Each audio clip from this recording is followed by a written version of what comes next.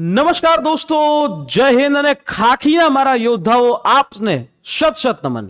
દોસ્તો, પોલીસ કોન્સ્ટેબલની ભરતીની જાહેરાત થઈ ચૂકી છે. સમય શરૂ થઈ ચૂક્યો છે, યુદ્ધ છે શરૂ થઈ ચૂક્યું છે, યુદ્ધના સમય છે, ભણકારા જે છે વાગી ચૂક્યા છે અને હવે લડવાનો સમય તમારો આવી ગયો છે. દોસ્તો, ગુજરાત પોલીસ કોન્સ્ટેબલની અંદર 12,000 કરતા પણ વધારે જગ્યાઓ ઉપર ભરતી આવી ગઈ છે અને આ 12,000 કરતા પણ વધારે જગ્યાઓ ઉપરની ભરતીના ફોર્મ 3જી તારીખથી 3જી ડિસેમ્બરથી 23 ડિસેમ્બર સુધી ભરાવાના છે. રનિંગની તારીખ પણ ટૂંક સમયમાં જાહેર કરી દેશે. જો આ તકને જો તમે ચૂક્યા તો જિંદગીભરનો અફસોસ રહેશે. આટલી બધી મોટા પ્રમાણમાં ભરતીઓ છે આવી છે અને હવે જો તમે તક ચૂકો તો તમે જે છે એ અહીંયા એ કામ નહીં કરી શકો. છેવટે જિંદગીની અંદર અફસોસ રહેશે. તો લાગી જજો. રનિંગની સૌથી પહેલા શરૂઆત કરી દેજો. રનિંગ માટે તમારે ફિઝિકલ સ્ટાન્ડર્ડ શું જોશે તો અહીંયા પુરુષ ઉમેદવારો છે એની અહીંયા એસટી ઉમેદવારો હશે જે એમના માટેની હાઈટ હશે 162 સેન્ટીમીટર અને બાકીના જે ઉમેદવારો હશે એસટી સિવાયના એને 165 સેન્ટીમીટર. આ ચેસ્ટ છે એ જોશે. આ ચેસ્ટ મિનિમમ હોય એ જોશે. આટલી હશે તો ચાલશે. મહિલા ઉમેદવારો જે એસટી સમુદાયના છે એને એની હાઈટ 150 સેન્ટીમીટર હોવી જોઈએ. એમના માટે ચેસ્ટ નો હોય. પણ બાકી બધા મહિલા ઉમેદવારો છે એસસી, પછી ઓબીસી, એસઈબીસી, ઈડબ્લ્યુએસ, ઓપન, એ બધાની હાઈટ હોવી જોઈએ મિનિમમ 155 સેન્ટીમીટર.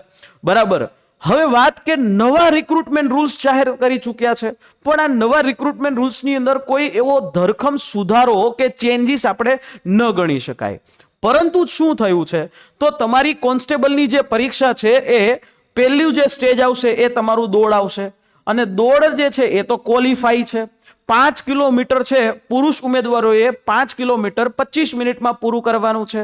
બહેનોએ જે 1600 મીટર એ 9 મિનિટ અને 30 સેકન્ડ જેવો સમય લેવાનો છે અને બાકી જે એક્સ સર્વિસમેન છે તો એમને 2400 મીટરનો સમય જે છે એ લઈ શકે છે. પણ સૌથી પહેલું આ દોડ છે એ તો ક્વોલિફાઈંગ છે, ખાલી પાસ થવું એના માટે જ રહેશે. પણ હવે મેઇન વાત આવી તમારી લેખિત. કોન્સ્ટેબલની અંદર જે ગઈ વખતનું પેપર નીકળ્યું હતું દોસ્તો, ખૂબ અઘરું હતું. યુપીએસસી લેવલના ક્વેશ્ચન છે પૂછ્યા હતા અને જો તમે એ લેવલથી જો તૈયારી નહીં કરો તો પોલીસ કોન્સ્ટેબલ જે છે ની વર્દી તમને નહીં મળી શકે. તમારે તમારું લેવલ છે વધારવું પડશે. અલગ અલગ યુટ્યુબ વિડીયોઝ છે એ તમને કહેશે કે ભાઈ બહુ ઇઝી હોય છે, નામ છે તેમ છે. નહીં, યુપીએસસી લેવલના જો ક્વેશ્ચન પોલીસ કોન્સ્ટેબલમાં પૂછાતા હોય તો એ પેપરનું લેવલ હશે જ અને આવનારા સમયની અંદર પણ આ લેવલ તમને દેખાય. પણ આ વાત કે ભાઈ આ બીજો સ્ટેજ છે એ તમારું એમસીક્યુ છે, એમાં ટોટલ 200 માર્ક છે અને તમારું જે સિલેક્શન છે એ આ 200 માર્કમાંથી થશે. કેટલા? આ 200 માર્ક છે ને એ જ તમારું સિલેક્શન કરાવી દેશે. કેવી રીતે કરાવશે? જુઓ, આ 200 માર્ક માટે તમને 3 કલાકનો સમય મળે છે. બરાબર. એમાં અલગ અલગ 2 પાર્ટ પાડી દીધા છે. એક છે પાર્ટ એ. પાર્ટ એ જે છે જે 80 માર્કનો છે. પાર્ટ એ ની અંદર 30 માર્કનું રીઝનિંગ છે, ડેટા ઇન્ટરપ્રિટેશન છે અને મેથ્સ છે, એટલે કે ક્વોન્ટિટેટિવ એપ્ટિટ્યુડ, અને 20 માર્કનું ગુજરાતી અને ઇંગ્લિશ કોમ્પ્રિહેન્શન. ગઈ વખતના પેપરમાં આ જ કોમ્પ્રિહેન્શન બધાને સતાવ્યું હતું. આ જ 20 માર્કમાંથી લોકોને ભૂલ પડી હતી અને ઘણા બધા એવા ઉમેદવારો હતા કે આ 80 માર્કમાંથી 40% માર્ક પણ નહોતા આવ્યા. બરાબર છે. એટલે 32 માર્ક જેવું પણ ભેગું નહોતું થયું. મારા મિત્રો, તમારું આવું વસ્તુ ન થાય એટલે આ વખતે સંભળી જજો. આ વખતે તૈયારી વ્યવસ્થિત કરજો. બરાબર મિત્રો. આગળ વધીએ તો પાર્ટ બી છે જે તમારો ટોટલ 120 માર્કનો રહેશે. પાર્ટ બી ની અંદર જનરલ સ્ટડીઝના પ્રશ્નો હશે. આમાંય ઘણા બધા પ્રશ્નો એવા હતા જે યુપીએસસી લેવલના, જેમાં જોશો તો બંધારણ છે એ સૌથી વધારે માર્કનું આવે છે. 30 માર્કનું બંધારણ આવે છે, કરંટ અફેર્સ આવે છે, સાયન્સ એન્ડ ટેકનોલોજી આવે છે, જનરલ નોલેજ આવે છે 40 માર્કનું. 50 માર્કમાં ઇતિહાસ, વારસો, ભૂગોળ અને ભૂગોળ ભારતની પણ સમજવાની અને સાથે સાથે ગુજરાતની પણ સમજવાની. અને આ 50 માર્ક છે. આવી રીતે 120 માર્ક થાય. હવે આ 120 માર્ક આવે તો આ 120 માર્કમાંથી પણ તમારે 40% માર્ક લેવા ફરજિયાત છે.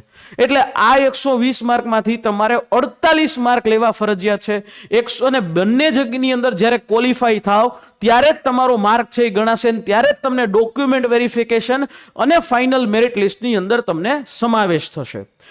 મારા મિત્રો, આનો લેખિતનો વિગતવાર અભ્યાસક્રમ પણ આવી ચૂક્યો છે. આ પાર્ટ એ નો અભ્યાસક્રમ છે.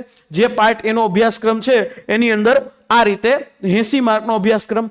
પાર્ટ બી જે MCQ છે તો આ એનો અભ્યાસક્રમ છે. તમે જોશો તો બંધારણની અંદર આ 30 માર્ક છે, જેમાં બંધારણના બધા જ ટોપિકો છે એ તમને અહીંયા આપી દીધા છે. ઇવન પંચાયતી રાજ છે, સ્થાનિક સ્વરાજ્યની સંસ્થાઓ છે, આ બધા ટોપિકો આપી દીધા છે. કરંટ અફેર્સ છે, સાયન્સ એન્ડ ટેકનોલોજી છે, જનરલ નોલેજના 40 માર્ક અહીંયા આપી દીધા. કરંટ અફેર્સમાં બધા જ જે છે, હવે ઘણા બધા મિત્રો કહેતા હોય કરંટ અફેર્સ કેટલા મહિનાનું કરવાનું. ગઈ વખતે 8 મહિનાનું જેણે કરંટ અફેર કર્યું હતું એના જ લોકોના જવાબો સાચા થયા છે. મેક્સિમમ 8 મહિના સુધી તમારે કરવું જોઈએ, બરાબર. સાયન્સ એન્ડ ટેકનોલોજી છે તો એમાં તમે જોશો તો આ બધા ટોપિકો છે. સાયન્સ એન્ડ ટેકનોલોજીમાં થોડા જનરલ સાયન્સના પણ ટોપિક છે, જેમ કે વિદ્યુત પરિપથ, વિદ્યુત પ્રવાહોની અસરો, બરાબર, અંતર, ગતિ, બળ, દબાણ, ઘર્ષણ, ગુરુત્વાકર્ષણ, કાર્ય અને ઉર્જા. તમે જોશો તો આ પ્રકારના ટોપિકો છે દોસ્તો. તો તમારે આના માટે રેડી થવું જોશે. સાયન્સ એન્ડ ટેકનોલોજી એટલે ખાલી ટેકનોલોજી નથી, પણ અહીંયા જુઓ તો તમને ચુંબક, ઉષ્મા, ધ્વનિ, જનરલ સાયન્સ પણ છે અને એની સાથે સાથે પર્યાવરણનો ટોપિક પણ છે, બરાબર. અહીંયા આપણે ઇતિહાસ છે તો ઇતિહાસમાં સિંધુ ખીણ, વૈદિક, જૈન ધર્મ, બૌદ્ધ ધર્મ, ગણરાજ્યો, મધ્ય એશિયા, ઇતિહાસના ટોપિક ખૂબ મોટા છે, બરાબર.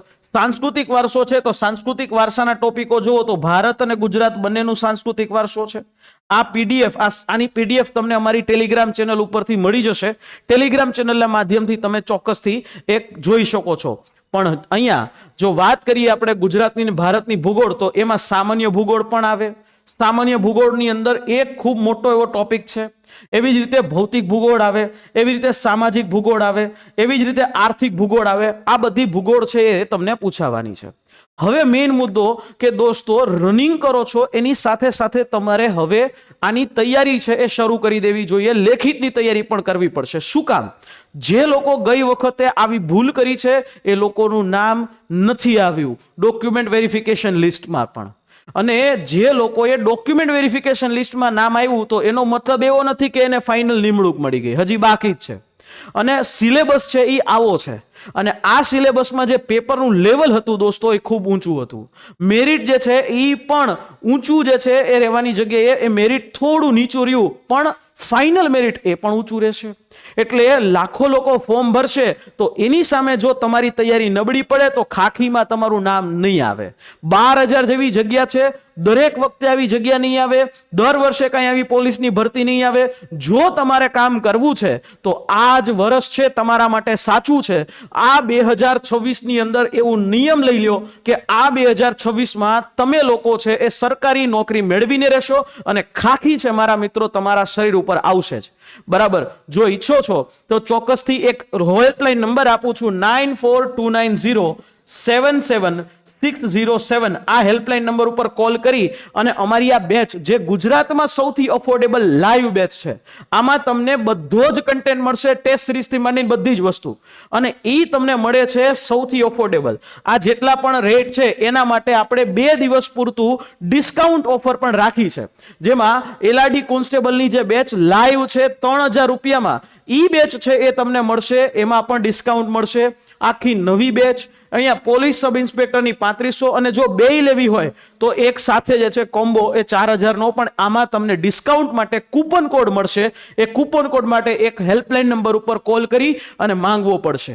મારા મિત્રો, જો તમે લડવા ઈચ્છો છો, જો તમે આ વખતે ખાખી પહેરવા ઈચ્છો છો તો લાગી જજો દોડમાં અને લેખિતની તૈયારીમાં. બંને સાથે જ કરવું પડશે. જે સ્પીડથી આ પરીક્ષા ચાલે છે એ સ્પીડથી રનિંગ પણ આવી જશે અને પરીક્ષા પણ લગભગ માર્ચ અથવા તો એપ્રિલ મહિનામાં જાહેર કરી દઈશ. સમય બહુ ઓછો આપશે. નેક્સ્ટ સપ્ટેમ્બર મહિના સુધીને રિઝલ્ટ જાહેર કરવાની ઈચ્છા છે 2024માં. તો લાગી જજો અને તૈયારી કરવા માટે જોડાયેલા રહેજો લક્ષ્યમ એકેડેમી સાથે. જય હિન્દ.